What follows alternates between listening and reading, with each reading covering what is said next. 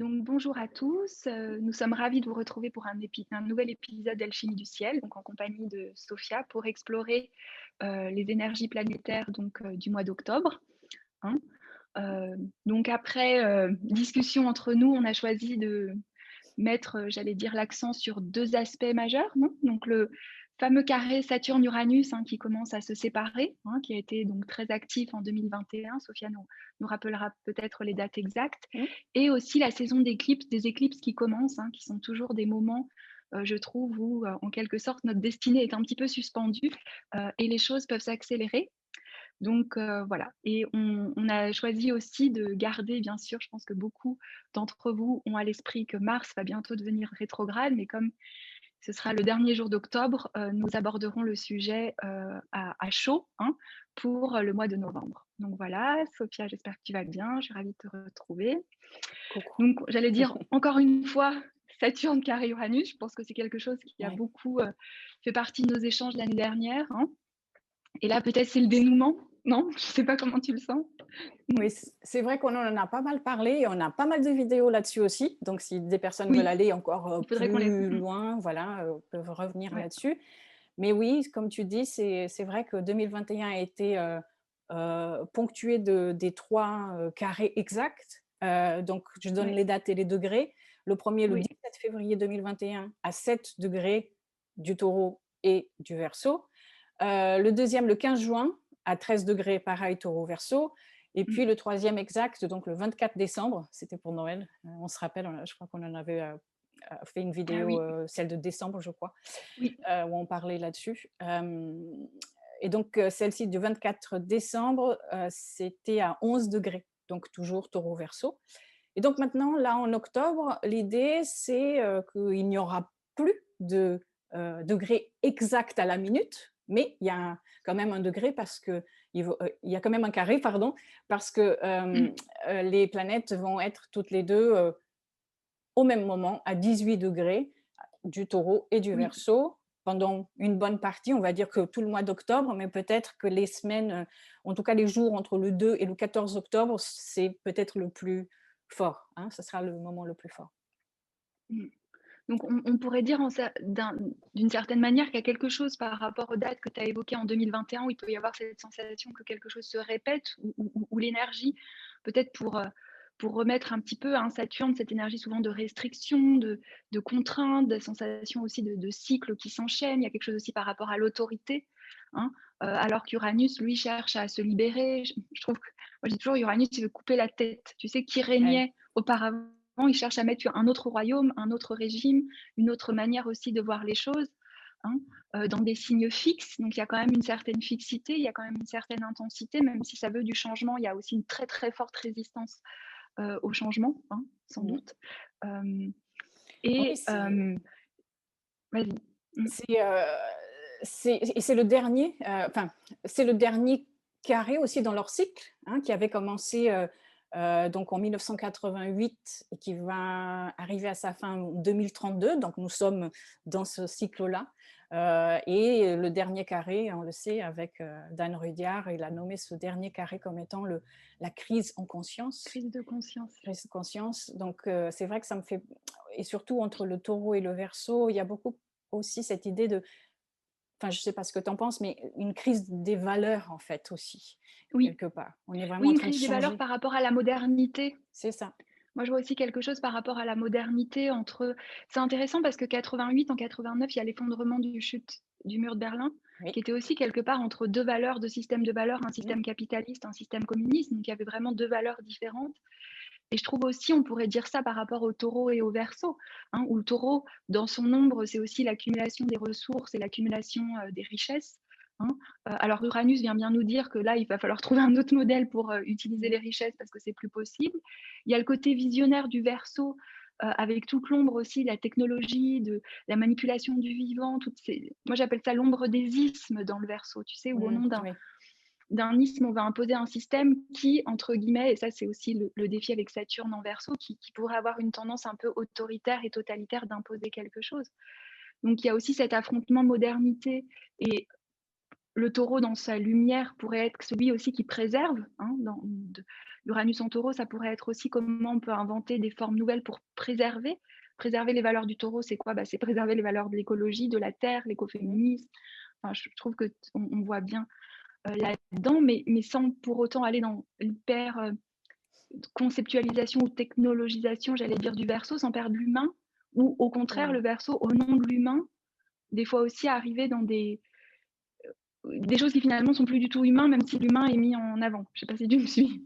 Oui, oui, oui. Et puis Uranus, Verseau, ça fait toujours penser, enfin, en tout cas, c'est lié à l'idée de humanité aussi. Donc forcément, cela vient parler de ça. Et c'est vrai que oui, c'est vraiment on dirait, cette confrontation qu'il y a entre d'un côté le matérialisme et d'autre côté l'idéalisme aussi. Quelque chose comme ça. Et encore une fois, c'est toujours l'idée des carrés. Hein. Les carrés, on se rend compte qu'il y a quelque chose qui ne marche plus. Donc forcément, il y a ce besoin de se transformer, d'aller à autre chose. Mais pour ça, il faut réconcilier en soi les tensions, quelque part. On revient toujours à l'idée de Carl Jung, hein, l'idée de relier les opposés. Et quelque part, c'est ça, c'est vraiment ça. Les carrés nous montrent de manière très forte que ce n'est pas uniquement, c'est pas une opposition, hein. Donc c'est un carré, donc c'est à l'intérieur de soi, on pourrait presque le dire comme ça aussi.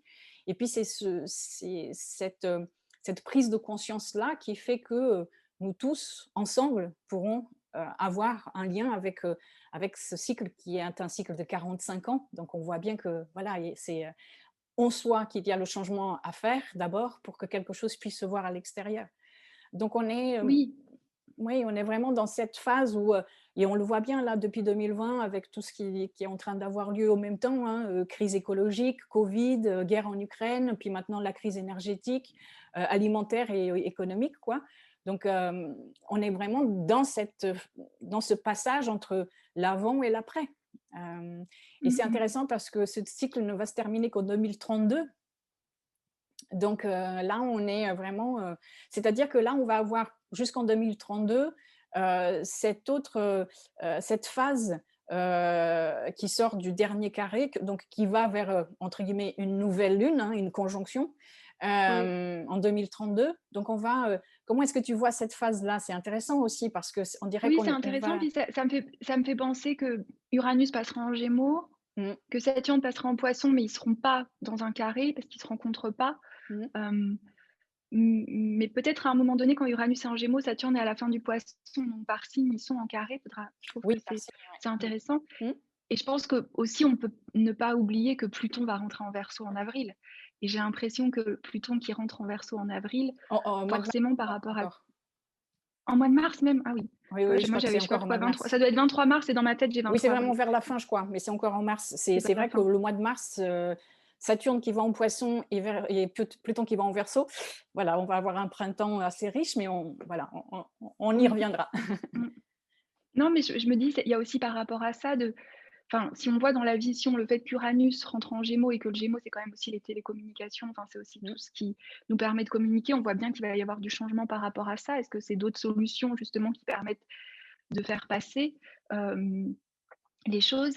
Et Pluton en Verseau, moi je me dis souvent, il vient, tu sais, dans tout ce qu'on dit par rapport même au nouvel âge, à la nouvelle ère, je me dis Pluton en Verseau, il va tous nous passer à la machine à laver, de voir vraiment quels sont ces concepts du nouveau monde qu'on veut, et qu'on va être obligé d'aller aussi confronter toutes les ombres avant justement d'aller, comme tu dis, peut-être vers 2032 où il reste 14 ans, donc s'il rentre, c'est ça, il sera au milieu à peu près de son transit de Pluton en Verseau, hein, c'est ça, je me trompe pas? Oui, oui, 7 Oui, ans, c'est ça, puisque c'est un 20 peu ans plus. Pluton va rester 20 ans en Ouais, c'est Verseau, un ça. peu plus même. Oui, oui. Ouais, C'est donc ça, c'est intéressant, je trouve, il y a quelque chose où on voit bien le changement. Par contre, j'allais dire, comme c'est un signe, le Verseau et Uranus, c'est très imprévisible aussi. Donc il y a cette… oui. à part dire qu'il y aura du changement et de la révolution, et qu'il y aura un changement du système de valeurs, du système de comment aussi de communication, ou tout ce qui est lié à l'énergie, mais j'allais dire, Oui, j'ai l'impression que c'est difficile peut-être à envisager encore. oui, et en même temps, je ne sais pas, je pense que l'entrée de Pluton au Verseau va accélérer aussi tout ce que Saturne-Uranus a mis en mouvement. Et ce que tu Oui, disais là c'est ce par que je rapport à Internet et tout ça, c'est intéressant aussi parce qu'en fait, c'est exactement au moment du premier carré de ce cycle, en 1999-2021, hein, ces 3 années-là, où il y a ouais. eu vraiment le grand boom d'Internet et puis voilà, enfin, de tout ce qui est venu à partir de là. Donc là, on est de l'autre côté, on est dans le dernier carré. Donc c'est comme s'il y avait à Ouais. partir de maintenant, continuer et mettre vraiment en pratique tout ce qui a commencé aussi à cette période-là, Oui la et suite, quoi. c'est marrant aussi ce que tu disais par rapport à la crise de conscience. Il y a peut-être aussi cette crise de conscience que beaucoup de gens actuellement, je trouve, sentent par rapport à l'usage des réseaux. Oui, ça a Mmh. permis et ça a facilité plein de choses, mais il y a aussi une grande ombre. Qu'est-ce que ça peut générer aussi dans les jeunes générations, Oui. heu par rapport, à certaines valeurs, en fait, ou même même si on est aussi dans l'image, je voulais dire ça j'ai fait un lapsus par rapport à Uranus en Taureau, par rapport à l'image, à la valeur de soi ou tout le, hem, oui, toute cette virtualité aussi de l'image. Donc, je pense que ça va être intéressant si on accepte comme tout carré décroissant que c'est la fin de quelque chose, mais qu'on sait qu'il y aura une nouvelle lune parce que tout est cyclique, hein, Mmh. tu sais, dans le symbole. Donc, il y aura un nouveau départ, il y aura une nouvelle graine, mais il faut accepter ce que notre société déteste par rapport à l'agriculture, c'est de laisser les champs en jachère. Ouais, Donc, laisser aussi le temps au temps. ouais, Moi, j'aime bien cette métaphore où ouais. l'agriculture intensive, finalement, Mmh. veut pas laisser le sol reposer. Et peut-être que là, et ça me fait penser aussi à la mythologie d'Uranus en taureau, tu sais, où Uranos, engendrant constamment Gaïa de ses inventions, de ses nouvelles technologies, la laisse pas respirer et elle doit demander à Saturne, son fils, de castrer Uranus parce qu'elle n'en peut plus. Donc peut-être que là, il y a aussi une intelligence dans ce dialogue entre Saturne et Uranus de laisser le temps aussi à Eh oui. certains processus en nous, Mmh. de laisser le temps de certains processus, qu'on a tous cette urgence du changement uranien. Alors surtout pour les signes fixes, hein, on sent tous qu'il y a un truc qui va arriver. Hein, dis-je avec mes Ouais, 5 planètes en taureau où Uranus n'est pas passé dessus. Mais Saturne vient nous dire, attends, un pas après l'autre, une étape mmh. après l'autre, une graine après l'autre. Mm. Oui, ouais, ça m'a fait penser, à cette guerre des titans quelque part, hein, c'est Oui, exactement ça, hein, entre Saturne et ce que tu disais là, entre le père et le fils et oui, il faut accepter, cette part, enfin, cette phase qui est une phase, où on est en train de voir que tout ce tout ce en quoi on croyait, et tout ce qui pour nous était, quelque part, stable, durable, taureau donc, est en train de s'effriter aussi. Et, oui, et en fait, la crise du Covid, la guerre en Ukraine, tout ça est en train de nous amener à faire ce qu'on ne voulait pas faire volontairement. Donc quelque part, c'est ça aussi, il y a oui, comme une obligation à mais changer. il y a une obligation et ça me fait penser aussi, tu sais, à l'approche évolutive de l'astrologie avec Pluton, Oui, où Jeff Green, il dit, des fois, les transits de Pluton, alors il y a des personnes, alors il part au niveau individuel, mais est-ce qu'on pourrait pas l'appliquer au collectif? Que voilà, il y a des gens qui tu avances dans ta vie, voilà, tranquille, comme ça. Et puis, sous transit de Pluton, des fois, il y a des choses un peu cataclysmiques qui se mmh, mettent en place, qui accélèrent en fait l'évolution. Et Pluton est ce principe et cette force de destruction, hein, parce qu'il détruit. Pluton, c'est mmh. quand même une planète qui détruit, mais parce qu'elle vient aussi accélérer le processus évolutif. C'est Et je tout trouve le que j'aime paradoxe, bien hein. des fois. Oui, c'est Mm, tout le paradoxe de Pluton, je trouve, parce qu'il est à la fois celui qui est en train de tout modeler de manière, enfuie et secrète et en même mm, temps, comme tu dis, par moment, il va y avoir un truc, voilà, qui, va nous mettre en face de ce changement obligatoire qu'on doit opérer dans nos vies. mm. Donc Oui, oui, comme un voilà, volcan qui explose, quoi. c'est vrai qu'on va voir, après l'année prochaine quand Pluton va rentrer en Verseau pour, quelques mois juste, hein, parce que la vraie entrée de, Oui, Pluton, ça sera en 2024, c'est enfin en tout cas 2024. celle pendant laquelle il va rester Oui. 20 ans. Donc c'est vrai que là, voilà, on est en train de terminer ce Saturne-Uranus. Dans nos thèmes, ça veut dire aussi que ça sera intéressant d'aller voir où vous avez le Taureau, où Mm. vous avez le Verseau. Et ça, on a fait une vidéo, je crois que je sais Je plus si crois, c'était avec oui. toi ou c'était moi et Thomas. Je crois que c'est Je crois toi que et c'est moi et Thomas. Thomas la vidéo, Oui. on pourra peut-être la remettre en lien. Oui, je Et la mettrai en où là. on faisait Voilà. justement l'horoscope et on passait justement où c'était situé Voilà. pour, selon votre ascendant, hein, ou votre soleil. Moi, j'ai plus de préférence à regarder avec l'ascendant, je trouve que ça tombe plus Mmh. juste par rapport au système de signes entiers. Oui, voilà, allez voir Voilà. et puis, avoir une réflexion aussi sur ce qui s'est passé entre-temps, en cette année Oui, 2021 et puis là maintenant. quelles sont ces choses qui ont changé, quelles ont été les résistances aussi à Ouais. opérer certains changements dans vos vies. Je pense qu'on a tous quelque chose à dire là-dessus, soit-elle minime, mais forcément, on a tous vécu des choses à la fois dans le collectif et dans le personnel qui nous font penser à, ce, cette guerre des titans justement à l'intérieur de nous, quoi. Oui, à cette guerre des titans, des forces primordiales par rapport au règne de la raison de Jupiter aussi. Hein. Donc il y a peut-être quelque chose aussi à aller chercher dans ces forces primordiales et ça me fait penser, et peut-être c'est le lien si tu es d'accord qu'on passe sur les Oui. éclipses, que je trouve ça intéressant aussi qu'il y ait ce carré Saturne-Uranus en temps d'éclipse, et les éclipses sont vraiment dans l'axe taureau-scorpion Mm. aussi. Donc il y a quelque chose aussi de l'ordre, je ne sais pas comment tu vois les éclipses, alors c'est des cycles, hein, c'est ce qu'on appelle des fois des saros, des cycles de 72 Oui, ans. les six de Saros, oui. C'est toujours intéressant d'aller voir qu'est-ce qui s'est passé, donc à peu près en mai, hein, quand il y avait le début. Il faut savoir que Mm. chaque année, il y a des éclipses, hein, ça aussi, c'est pas non plus, ce que je veux dire, c'est que c'est quand même tous les ans, hein, il y a quelque chose. Oui, c'est Et pas moi, j'ai rare. toujours, Mm.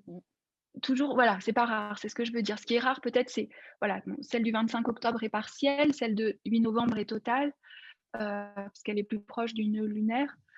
Mais moi, quelque chose que je retiens toujours des éclipses, c'est la sensation que par rapport, tu sais, au fil du destin, hein, pour reprendre l'image des fates ou des moires, que en temps d'éclipse, je sais plus où j'ai lu ça, hein, c'était pas de moi, mais tu sais, le destin est suspendu, comme si là où Mm. d'habitude on avait plus de marge de négociation, en temps d'éclipse, il y a quelque chose qui s'accélère. Alors, ça peut être s'accélère en nous, où il y a des Oui. événements qui s'accélèrent et qui nous poussent quelque part à, je pense surtout pour la première du 25 octobre, hein, qui est Mm. une éclipse partielle de soleil, à abandonner certaines choses, à abandonner ces mémoires mal informées du scorpion. Hein, pour construire, hein, parce qu'on parlera du 8 novembre, celle peut-être en novembre, mais elle sera quand même, la Lune sera quand même conjointe à Uranus, donc pour nous aller Ouais. vers cette évolution, hein, Oui, alors, j'allais dire. juste la date, Est-ce que tu 25 veux, tiens, je vais octobre. peut-être Oui, voilà, à oui, je 2 vais la degrés. partager, voilà, Voilà, comme ça, je vais partager donc mon écran avec celle du 25 octobre, voilà. donc 25 octobre à 2 degrés du Scorpion. Ouais, euh, conjointe à Vénus, voilà, conjointe à Vénus. Et exact, hein, Vénus est vraiment sur le même degré ouais. de cette nouvelle lune éclipse solaire. Oui, et Euh, Vénus étant, Vénus et la Lune n'aiment pas être en Scorpion, hein, toutes les deux, donc oui, une est en exil et l'autre est en chute. en chute, ouais, hein, donc Ouais.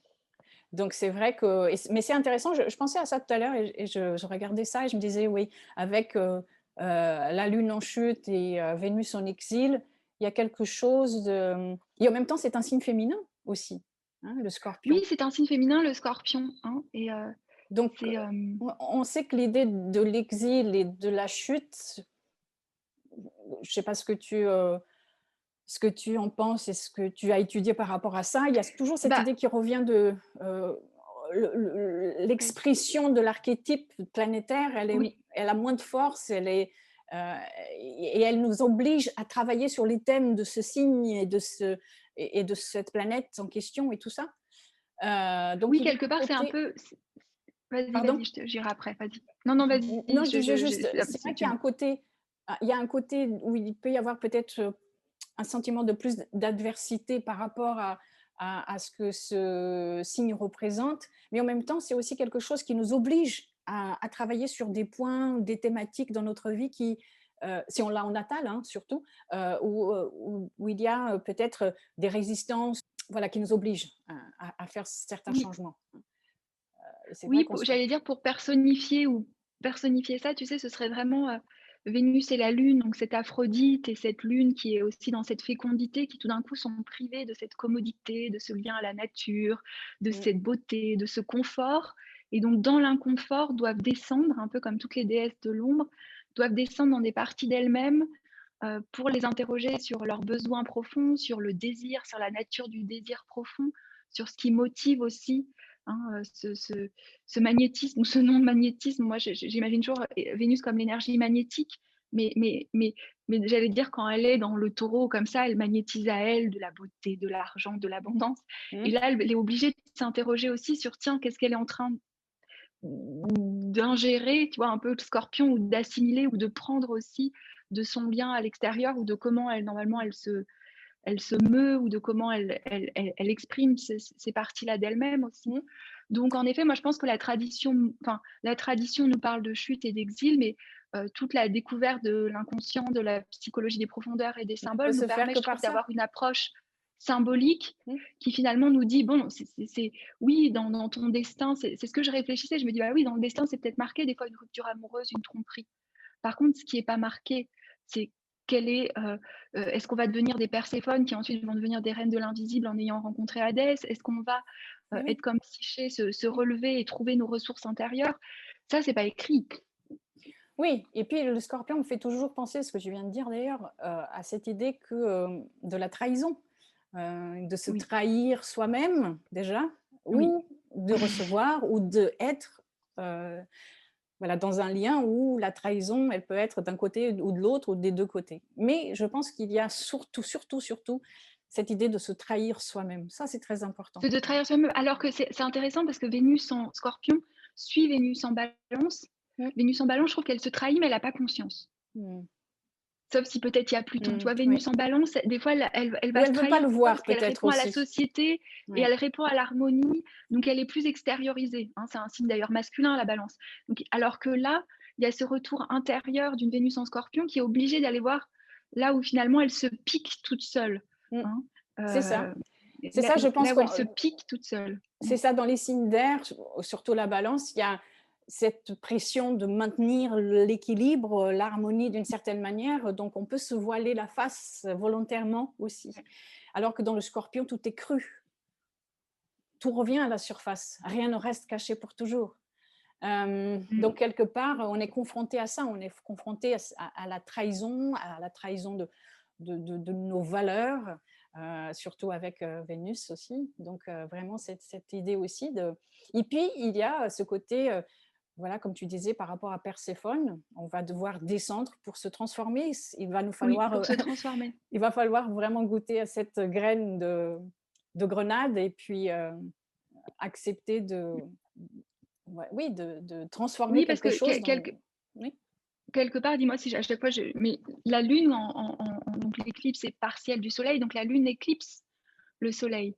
Donc là, Mm. on est vraiment obligé d'aller voir ces thématiques lunaires, ces thématiques, on pourrait dire dans le Scorpion. Moi j'aime beaucoup, je crois que c'est Lubiger qui disait parfois pour le mythe de l'hydre, les mémoires mal informées du Scorpion.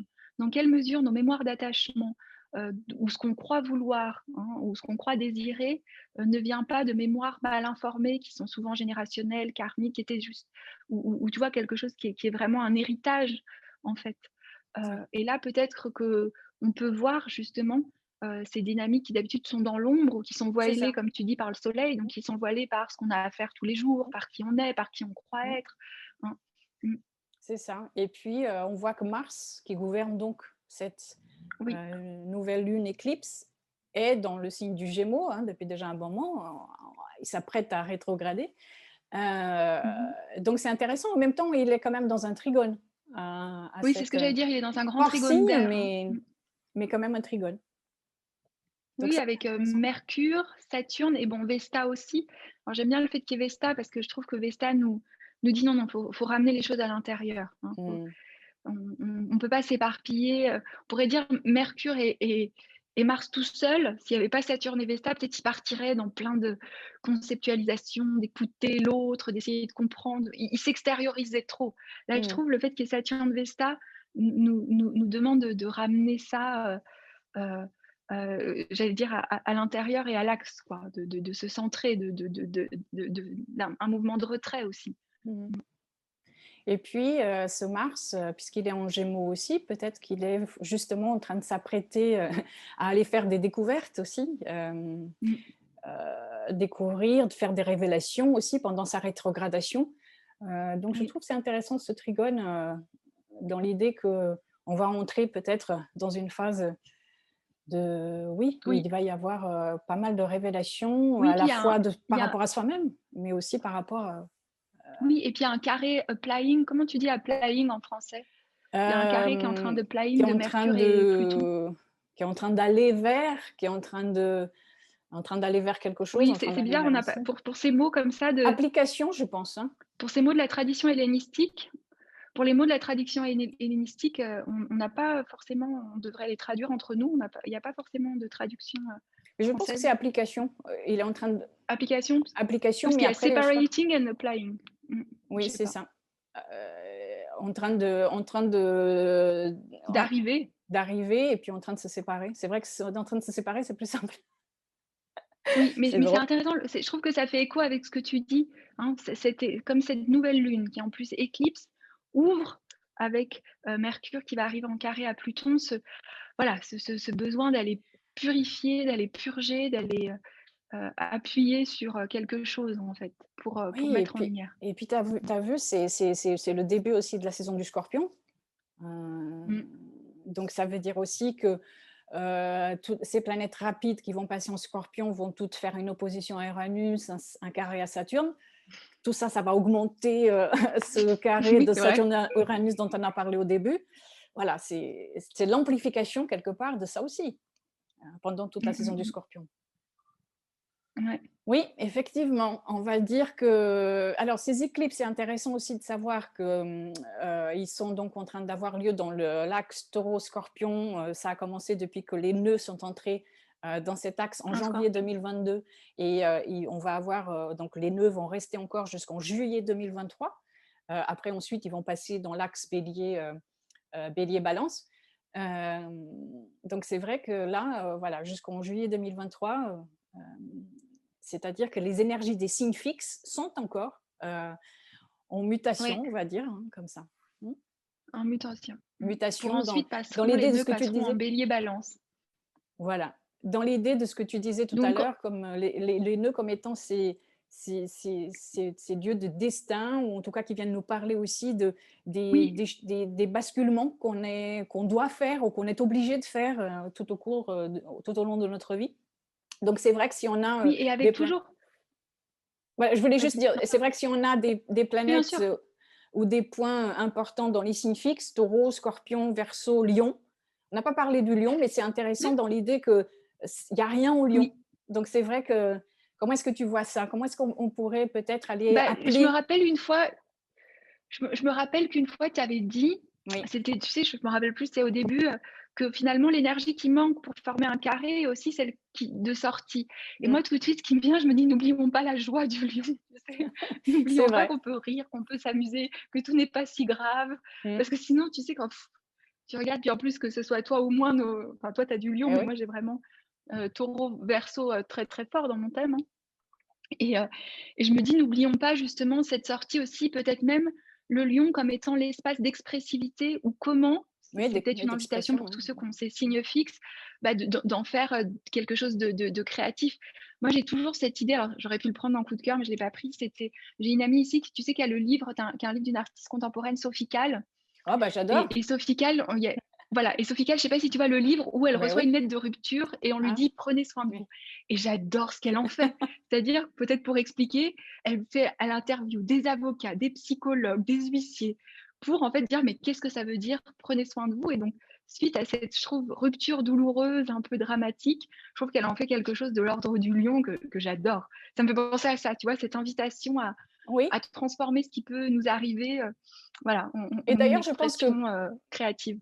Je Mmh. pense que pour l'éclipse du 8 novembre, je pense qu'on va encore appuyer là-dessus plus parce qu'il va avoir Oui, un T carré entre ouais, Scorpion, Taureau, Verseau, et le Lion va être appelé à revenir à dans sa rugir. souveraineté quelque part aussi.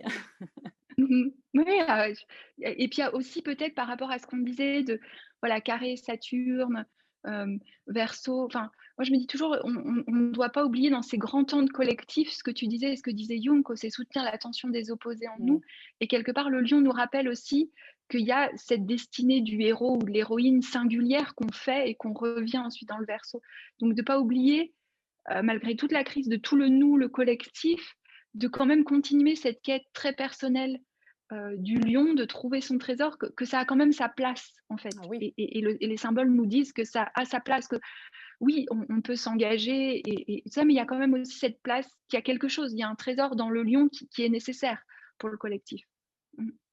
Notre singularité, l'axe le Oui, lion verso, hein, et ne pas oublier sa singularité au milieu du tout, quoi, quelque part. exactement. Mmh. Oui, Et je crois qu'on oui, a qu'on on est plus courte quand il y a pas Thomas, mais on est c'est normal, on voilà. est 2. Est-ce que tu as d'autres choses à dire peut-être?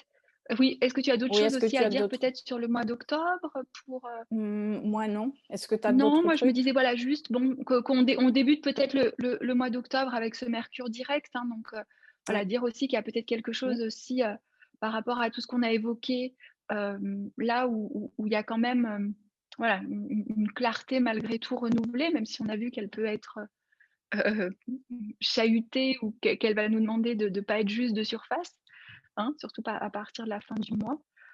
oui. Donc voilà, je pense qu'on peut passer, vas-y, à moins que tu aies quelque chose à dire, sinon Non, non, passons à non, nos mais coups de juste pour cœur. appuyer ce que tu disais, c'est exactement ça. Mercure, qui sera donc sorti, de sa rétrogradation, donc qui, va avancer sur, le Mmh. signe de le signe de la Balance, et donc oui, on va réunir, j'espère, en tout cas les pôles qui étaient Oui, peut-être séparés, et justement on revient à ce qu'on disait déjà par rapport à cette énergie, et c'est en tout cas, je pense qu'on est toutes les 2 d'accord là-dessus. Tu me diras, mais c'est vraiment cette énergie à la fois de tout ce qui arrive astrologiquement parlant vient toujours nous rappeler qu'il y a oui. cette reliance, cette réconciliation des opposés qui doit être faite. Et sans ça, on ne peut Oui, pas vraiment avancer. moi c'était ce qui m'avait marqué. J'ai pas la phrase exacte que Jung disait quand on l'interrogeait dans les années 30, qu'est-ce qui pourrait éviter une guerre nucléaire? Et il disait qu'il y a un nombre suffisant d'individus qui arrivent à soutenir la tension des opposés en eux. Mais oui, heureusement, Mmh. il y a de plus en plus de personnes qui cherchent, en tout cas Oui, qui commencent à comprendre ce que ça veut dire relier mmh, les opposés en soi. Oui, on peut passer au au coup de coup de cœur. cœur. Ah, tu y vas? Bon, bah, j'y vais. Alors moi, j'ai pris en fait, j'ai retrouvé en rangeant puisque je redéménage, hem, les contes, tu sais, des frères Grimm. Je l'avais acheté à ma fille quand elle est née, et en fait, c'était surtout par rapport à Cendrillon où ce que j'adore dans cette version, c'est qu'il y a pas de fée marraine, en fait. Mmh. C'est Cendrillon, en fait, qui va chercher elle-même les ressources, Ah oui. et bon, c'est les éditions Taschen, hein, donc déjà le livre est beau Ah oui, avec oui, les ta chaîne, j'adore. illustrations, Ouais. mais voilà, j'avais envie de voilà, de remettre ces enfin, comment on pourrait dire?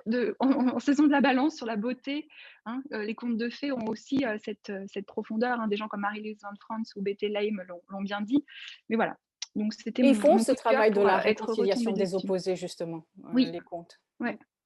Et puis il est très beau parce qu'il te dit ils expliquent justement par rapport tu vois, aux versions dans des pages dorées. Alors il y a des années, hein, que j'avais trouvé ce livre, puisque ma fille a 11 ans, donc tu vois, je l'avais acheté, elle était bébé, Oui, mais c'est drôle donc parce que voilà. les contes souvent c'est on voit peut-être que si on regarde un conte comme ça, de manière assez, superficielle, on va se rendre compte qu'il y a, 2 pôles qui s'opposent. Mais en réalité, c'est pour revenir vers un centre, si on va plus Bah loin. oui, parce que c'est tous les en fait, on pourrait dire comme les mythes, tous les personnages d'un conte sont des facettes différentes d'un Mmh, personnage, tout à de fait, l'héroïne ou du héros. c'est ça. Alors moi, c'est, je t'en ai parlé cet été assez souvent. La femme, Ah et oui, je le l'ai. sacrifice de Anne Mmh. Dufourmentel que Dufour, j'adore, et vraiment ce livre, il a ouais. été, je l'ai d'abord lu en digital, et Attends, je vais puis, arrêter de partager pour qu'on te voit plus. voilà, j'ai alors voilà, j'ai, Ah oui, digital, ouais. ensuite après je l'ai trouvé, dans une boîte à livres, donc je recommande d'aller voir dans vos boîtes à livres, dans vos villes, s'il n'y a pas des livres géniaux comme celui-là, hein. J'en ai trouvé un paquet à un moment donné le mois dernier.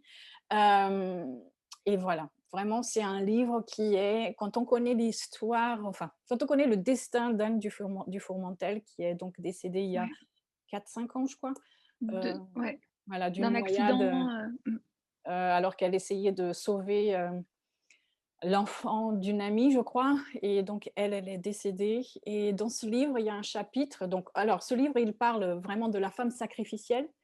Il est divisé mmh. en voilà, en plusieurs chapitres. Il y a, les jeunes filles, les amantes, les mères, et puis le dernier chapitre, création, sacrifice et féminité, qui m'a touchée, plus particulièrement, et dans Bah ce oui.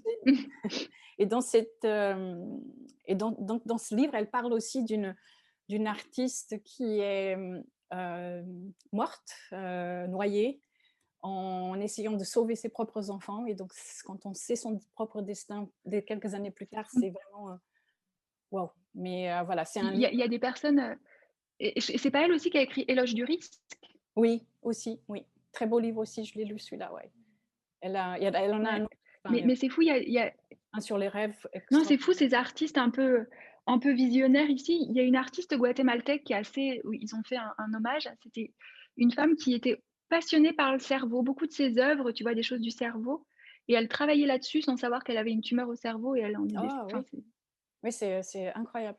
c'est fou. Non, Souvent, c'est incroyable. Des fois, il y a des ouais, comme des c'est intéressant je parce sais pas, que c'est ça veut dire les visionnaires. c'est ça, c'est les visionnaires, mais en même temps, ça veut dire aussi que tout est relié quelque part et que parfois, il faut aussi, même si on n'est pas, Ouais, visionnaire dans le sens où on va voir les choses, mais en tout cas, on peut, si on s'y attache un peu, pourquoi est-ce qu'il y a certaines choses qui nous intéressent dans ce cas-là, hein, pas dans le cas de Anne Dufourmentel, mais dans le cas de l'artiste, c'est oui. intéressant d'aller voir pourquoi est-ce qu'elle était voilà, donc c'est, le coup de cœur, de ce mois-ci. Mmh. Et puis, donc La femme et le sacrifice d'Antigone à la femme d'à côté. Voilà. Merci beaucoup. Est-ce que tu as pour, terminer, est-ce que tu as des actualités, Sophia? Alors tes consultations, peut-être un petit, certains nous demandent où on peut nous retrouver. On vous met toujours en bas, donc nos sites respectifs ou nos Instagram respectifs. Est-ce que tu as des actualités, des choses que tu proposes ce mois-ci? Alors toujours les consultations, bien sûr, mais sinon, comme je le disais le mois dernier, voilà, il Mmh. y a vraiment cette newsletter qui est en train de prendre forme Ah, avec, tout un groupe de personnes qui se sont abonnées, où, c'est là vraiment où je suis en train de faire des articles un peu plus, approfondis, mmh, certains, donc par mois. Et donc, si, vous oui, souhaitez avoir plus de renseignements, c'est pareil, l'information est ici. Ou alors pour ceux qui nous écoutent, sur podcast, je pense qu'on a quand même les liens dans la petite description du podcast, vous dans la pourrez, nous bio, oui. retrouver facilement. Et toi? Mmh. Oui, et puis surtout, hein, quand Sophia dit que c'est approfondi, hein, donc je précise, hein, c'est pas une page, hein. Non. Donc, allez-y. Et ben moi, pour le mois d'octobre, bah, j'ai toujours lancé ces cercles de Vesta aux pleines lunes, donc qui aura lieu, bah, le 9 octobre. Je pense que je vais le mettre le dimanche. Et aussi pour le mois, d'octobre, j'ai lancé une série de webinaires, tu sais, sur, l'expérience amoureuse dans le thème astral. Waouh, Voilà, c'est donc super des ça. webinaires où il y a, sur la lune et les modes d'attachement, Vénus Mmh. et l'expression, sensuelle érotique, introduction aux synastries. Donc la synastrie, vous savez, c'est comment les thèmes se parlent entre eux, hein. J'aime pas trop parler de compatibilité, moi je préfère. Et C'est ça, enfin, comment ils bah, se la parlent. Mmh. sexualité et les signes aussi, tu sais, l'expérience sexuelle des signes, donc ça, c'est aussi plus l'astrologie évolutive. Donc voilà, je mettrai peut-être le lien, d'inscription en bas. Et puis Oui, sinon, vous n'hésitez pas à nous écrire, personnellement pour avoir plus de renseignements. Et en tout cas, bah, voilà, comme toujours, un plaisir. N'hésitez pas, c'est Thomas qui disait cette partie, n'hésitez pas, attends, c'était quoi? À liker, à partager, c'est vrai. à nous encourager. Voilà, ça fait toujours, du bien et chaud au cœur aussi de lire comment vous vivez, le mois d'octobre. On lit, je ne sais pas si moi et Sophia, des fois, on répond peut-être pas, mais sachez qu'on lit en tout cas. Voilà. Oui. Merci. À bientôt. Ciao, À ciao. bientôt Sophia. Bon mois. Au Oui, revoir. toi aussi. Ciao, ciao.